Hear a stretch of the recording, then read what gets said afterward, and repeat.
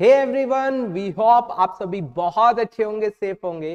Guys, last lecture में dissolution of partnership firm के हमने डिस्कस किया था किस तरीके से हम लाइबिलिटीज के अकाउंट को बंद करेंगे, किस तरीके से एसेट को बेचा जाएगा, वो सब हमने आप लोगों से डिस्कस कर लिया था। आई होप आप लोगों को वहां तक क्लियर हुआ होगा। आज हम बहुत इंपॉर्टेंट टॉपिक, पहले लाइबिलिटीज को कैसे पे ऑफ किया जाएगा, दूसरा जो सभी बच्चे जिसमें कंफ्यूज रहते हैं कि रियलाइजेशन एक्सपेंस को कैसे दिखाया जाता है, वो डिस्कस करने वाले हैं। पूरा का पूरा टॉपिक, अगर आप इस वीडियो को पूरा देखते हो तो आपकी सारी प्रॉब्लम्स खत्म हो जाएंगी इस चैप्टर से रिलेटेड। तो आज का लेक्चर आपको बिल्कुल भी मिस नहीं करना है, ध्यान से देखना है, एंड तक देखना है ताकि सारे डाउट्स आपके क्लियर हो जाए। तो चलिए गाइस, स्टार्ट कर रहे हैं आज का लेक्चर। Let's start.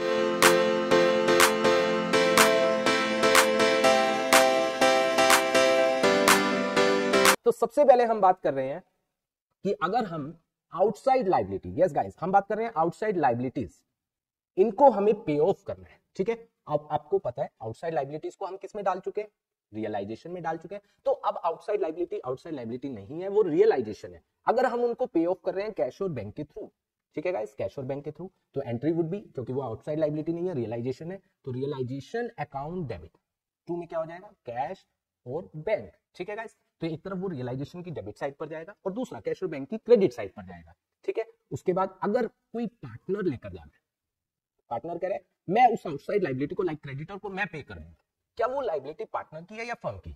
बिल्कुल फर्म की है। तो पार्टनर क्या कह रहा है, मैं जाकर पे कर दूंगा, तो फर्म को पार्टनर को क्या करना पड़ेगा, कंपनसेट करना पड़ेगा। फर्म पार्टनर को कंपनसेट करेगी क्योंकि वो लाइबिलिटी फर्म की है। तो entry will be partners capital credit हो जाएगी। फर्म की लाइबिलिटी खत्म हो रही है तो अगेन रियलाइजेशन है, वो रियलाइजेशन अकाउंट डेबिट टू में पार्टनर्स कैपिटल, उस पार्टनर की कैपिटल को बढ़ा दिया जाएगा। इसके बाद तीसरा आउटसाइड लाइबिलिटी के बारे में कि उसको हम सेटल कैसे कर रहे हैं, वो हमारी कोई एसेट लेकर जा रहा है।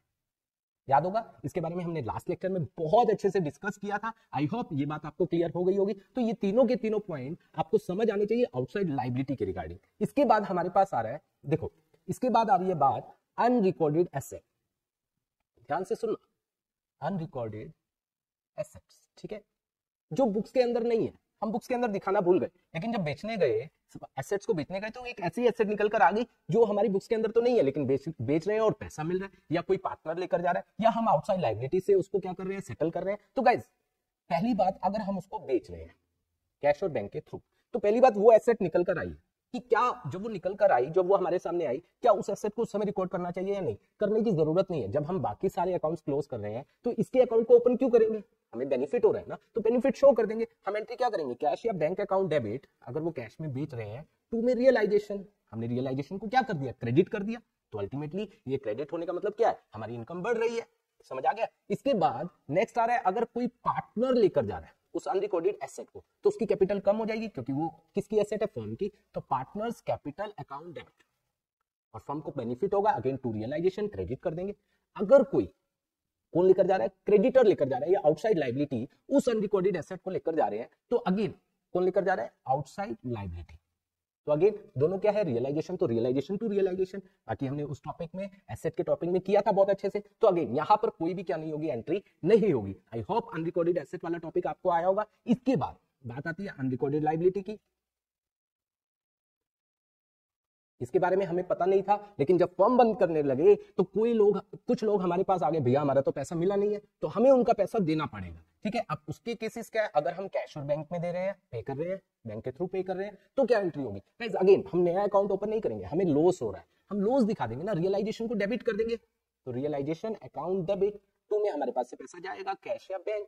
अगर कह रहा है, पार्टनर कह रहा है मैं दे दूंगा, तो वो पार्टनर की लाइबिलिटी नहीं है, वो फर्म की है। तो एंट्री वुड बी, एंट्री क्या होगी, पार्टनर की कैपिटल बढ़ेगी और फर्म का नुकसान है, रियलाइजेशन डेबिट हो जाएगा। तो एंट्री वुड बी, अगर पार्टनर कह रहा है मैं दे दूंगा, that would be realisation account debit. ठीक है गाइस, टू में क्या हो जाएगा, पार्टनर्स कैपिटल। और अगेन अगर उसको हम कोई एसेट दे रहे हैं तो दोनों क्या है, रियलाइजेशन, तो यहां पर कोई भी एंट्री होती नहीं है। आई होप यहां तक आपको बहुत अच्छे से क्लियर हुआ होगा। गाइस अब मैं आप लोगों से वो टॉपिक डिस्कस कर रहा हूं जो आप सभी वेट कर रहे हो कि ये टॉपिक कैसे होगा, ताकि आपके सारे डाउट क्लियर हो जाए। टॉपिक का नाम है that is realisation expense. Guys इसको करवाने से पहले दो चीजें और बताना चाहूंगा जो कि बहुत इंपॉर्टेंट है इस साल के लिए। अगर देखिए गाइस, इसको करवाने से पहले ये ध्यान से सुनो, अगर कोई टेंजिबल एसेट है, एसेट की बात करें, ठीक है, एसेट में दो टाइप की एसेट है, टेंजिबल और इनटेंजिबल, ठीक है।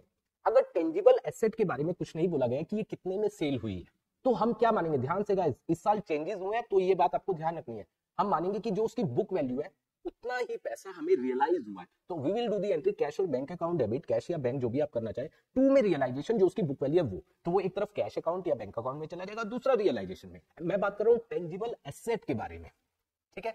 अगर बात होती है इनटेंजिबल एसेट, उसके बारे में कुछ नहीं बोला तो हम मानेंगे कुछ भी उससे क्या नहीं हुआ है, रियलाइज नहीं हुआ है। दूसरी बात, लाइबिलिटीज, लाइबिलिटी का मतलब यहां पर किसकी बात कर रहे हैं, आउटसाइड लाइबिलिटी। अगर आउटसाइड लाइबिलिटी के बारे में कुछ भी बोला नहीं है तो हमें उनको उनकी जो बुक वैल्यू है उसके अकॉर्डिंग उतना ही उनको क्या करना पड़ेगा, पे करना पड़ेगा, अगर कुछ भी बोला नहीं है। तो ये बात आपको बहुत ध्यान रखनी है। चलिए अब स्टार्ट कर रहे हैं रियलाइजेशन एक्सपेंस, ठीक है। इसको मैं दो पार्ट्स में डिवाइड कर रहा हूं, बहुत ध्यान से सुनना, नेक्स्ट 5 मिनट में ये टॉपिक आपका बिल्कुल क्लियर। रियलाइजेशन एक्सपेंस मैं इसको दो पार्ट्स में डिवाइड कर रहा हूं, जब रेम्युनरेशन नहीं गिवन है और जब आपको रेम्युनरेशन गिवन है, ठीक है। रेम्युनरेशन गिवन नहीं है, रेम्युनरेशन गिवन है, ठीक है। और मैं एक बात यहां पर बोलना चाहूंगा, रियलाइजेशन एक्सपेंस होते क्या है, रियलाइजेशन एक्सपेंस होते हैं जो आप क्या कर रहे हो, फॉर्म को बंद कर रहे हो, उसको बंद करने में जो खर्चा हो रहा है, दैट इज कॉल्ड रियलाइजेशन और डिसोल्यूशन एक्सपेंस, ठीक है। और रेम्युनरेशन क्या होती है, रेम्युनरेशन होती है कि हम किसी पर्सन को, पार्टनर को या पर्सन को अपॉइंट कर रहे हैं कि वो डिसोल्यूशन करवा रहा है। मान लीजिए लेट्स सपोज आप और मैं पार्टनर है, हमने आपको अपॉइंट कर दिया कि आप डिसोल्यूशन का काम करवाइए, तो आप अपना समय वहां पर व्यतीत कर रहे हो, समय अपना लगा रहे हो, उसके नाम का आपको पैसा दिया जाता है दैट इज कॉल्ड रेम्युनरेशन। और डिसोल्यूशन या रियलाइजेशन एक्सपेंस क्या है, एसेट को बेचने में, लायबिलिटीज को पे ऑफ करने में जो खर्चा हो रहा है वो रियलाइजेशन एक्सपेंस और डिसोल्यूशन एक्सपेंस है, तो दोनों अलग अलग चीजें हैं, ठीक है गाइस। तो पहले हम बात करते हैं कि अगर रेम्युनरेशन है ही नहीं, केवल आपको बोला गया है डिसोल्यूशन या रियलाइजेशन एक्सपेंस, क्या डिसोल्यूशन और रियलाइजेशन एक्सपेंस, ध्यान से सुनना, केवल यही गिवन है, कोई रेम्युनरेशन के बारे में बात ही नहीं हो रही है। तो इसमें दो टर्म आती है, ध्यान से सुनना गाइस, एक आती है बियर और दूसरी आती है पे। बियर का मतलब कौन इसको सहन करेगा, किसका ये खर्चा है, और दूसरी आती है पे, कौन इसको पे करेगा, दो अलग अलग चीजें हैं। यस गाइस, तो यहां पर बियर और पे की अगर हम बात करें कि अगर कुछ भी बोला नहीं जाता है तो फर्म बियर करेगी, फर्म ही पे करेगी। मान लीजिए बियर के बारे में नहीं बोला है तो फर्म बियर करेगी, पे के बारे में नहीं बोला है तो फर्म करेगी, ठीक है गाइस। जैसे एग्जांपल लेते हैं, यहां पर पहला रियलाइजेशन एक्सपेंस अमाउंटेड टू ₹10,000। अभी ना तो यहां पर बियर के बारे में बोला ना पे, तो हम मानेंगे फर्म ही बियर करेगी और फर्म ही पे करेगी। जब बियर करेगी फर्म, तो फर्म का खर्चा है तो उसको हम क्या करेंगे, रियलाइजेशन अकाउंट डेबिट करेंगे, ठीक है गाइस। और पे करेगी तो टू कैश और बैंक होगा, तो entry would be realisation account debit to cash और बैंक। ऑलराइट गाइस, ये बात आपको समझ आई होगी। अब दूसरा, इसी से रिलेटेड दूसरा केस ले लेता हूं, ध्यान से सुनना। Realisation expense amounted to ₹10,000 and a partner X has to bear, उसको बियर करना है और कुछ नहीं बोला गया। तो यहाँ पर X को बियर करना है ये तो बोल दिया, लेकिन पे के बारे में बोला नहीं है, तो कौन करेगा, फर्म करेगी, बिल्कुल। तो फर्म पे करेगी तो फर्म के पास से पैसा जाएगा टू कैश या बैंक, लेकिन बियर किसको करना था, पार्टनर को, तो फर्म पार्टनर से लेगी, तो entry would be X capital account debit, to में क्या हो जाएगा, कैश और बैंक, 10,000 एंड 10,000, ऊपर भी अमाउंट लिख लेना गाइस, ठीक है। इसके बाद third realisation expense, realisation expense है हमारे कितने, 10,000 and a partner X has paid, यहां पर वर्ड क्या यूज हुआ है, पे किया उसने, कितना amount, X has paid the realisation expense, उसने रियलाइजेशन एक्सपेंस क्या किया, पे किया, ठीक है गाइस। अब बियर के बारे में नहीं बोला, बताओ कौन होगा, कौन बियर करेगी, फर्म, तो फर्म का खर्चा है, तो फर्म का खर्चा है तो रियलाइजेशन अकाउंट डेबिट, दिया किसने, पार्टनर ने, तो फर्म पार्टनर को पे करेगी, तो टू में क्या हो जाएगा, x capital, that would be 10,000 and 10,000। I hope ये टॉपिक आपको यहां तक क्लियर हुआ होगा। पहला कि अगर रेम्युनरेशन गिवन नहीं है, केवल रियलाइजेशन और डिसोल्यूशन एक्सपेंस के बारे में बोला गया। अब देखिए इसी से रिलेटेड सेकंड टॉपिक क्या आ रहा है कि अगर हमें रेम्युनरेशन गिवन है, ठीक है, रेम्युनरेशन गिवन है, इसको मैं दो पार्ट्स में डिवाइड कर रहा हूं और गाइस ये टॉपिक आपका खत्म हो रहा है, सुनना ध्यान से कि रेम्युनरेशन गिवन है और रेम्युनरेशन के साथ क्या दिया हुआ है, प्लस में क्या दिया हुआ है, डिसोल्यूशन या रियलाइजेशन एक्सपेंस, और यहां पर रेम्युनरेशन इंक्लूड वर्ड यूज कर रहा हूं, इंक्लूड डिसोल्यूशन और रियलाइजेशन एक्सपेंस, यहां पर इंक्लूड वर्ड नहीं है। एक तरफ मैं बात कर रहा हूं कि रेम्युनरेशन दी गई है, मान लीजिए आपको अपॉइंट किया गया, आपको बोला गया कि हम आपको 10,000 रुपीज देंगे, आप पूरा डिसोल्यूशन का काम करवाइए, आप अपना समय दीजिए, और आपको बोला गया कि उसमें ये नहीं बोला गया कि आपको रियलाइजेशन एक्सपेंस भी बियर करना है, ये बात नहीं बोली गई, वो अलग से है। तो देखो गाइस, यहां पर मान लीजिए मैं एक एग्जांपल लेता हूं, उससे आपको क्लियर होगा। आपको बोला गया कि आपको एक्स अ पार्टनर, उसको क्या किया गया, X a partner is appointed, appoint किया गया फॉर डिसोल्यूशन प्रोसेस, ठीक है, डिसोल्यूशन प्रोसेस के लिए, and given and decided to give the salary या रेम्युनरेशन ऑफ ₹10,000, ठीक है, ये बात बोली गई। एंड रियलाइजेशन एक्सपेंस, देखो एक और बात बोली गई, रियलाइजेशन एक्सपेंस अमाउंटेड टू ₹15,000, ये भी बोल दिया गया। अब यहां पर देखो, अब यहां पर एक बात समझिए, एक्स को क्या कहा गया कि आप डिसोल्यूशन करवाइए, आपको उसके नाम के 10,000 मिलेंगे, ये नहीं बोला गया कि आपको रियलाइजेशन एक्सपेंस भी बियर करना है, रियलाइजेशन एक्सपेंस अलग से बोला गया। तो इस केस में क्या होगा, देखो गाइस मैं अलग अलग करके दिखा रहा हूं। एक्स को पहले क्या दिया जाएगा, 10,000, तो एंट्री वुड बी फर्म के लिए खर्चा है, तो रियलाइजेशन अकाउंट डेबिट टू में एक्स कैपिटल, क्योंकि कैश में नहीं दिया जाता, उसकी कैपिटल को ही बढ़ाया जाता है, 10,000 एंड 10,000। अब इसके बारे में नहीं बोला गया कि उसको ये भी बियर करना है, तो इसका ट्रीटमेंट जैसे अभी हमने ऊपर किया वैसा ही होगा। क्या रियलाइजेशन एक्सपेंस है 15,000, ठीक है, कुछ नहीं बोला गया कि कौन बियर कर रहा है, कौन पे कर रहा है, तो अगेन फर्म ही बियर करेगी, फर्म ही पे करेंगी, क्योंकि ये रेम्युनरेशन से अलग है, तो इसको बिल्कुल अलग जैसे पहले बात की है वैसा ही डील किया जाएगा। तो एंट्री वुड बी फर्म ही बियर करेगी, फर्म ही पे, तो entry would be realisation account debit, कुछ नहीं बोला गया, तो 2 में क्या हो जाएगा, कैश या बैंक।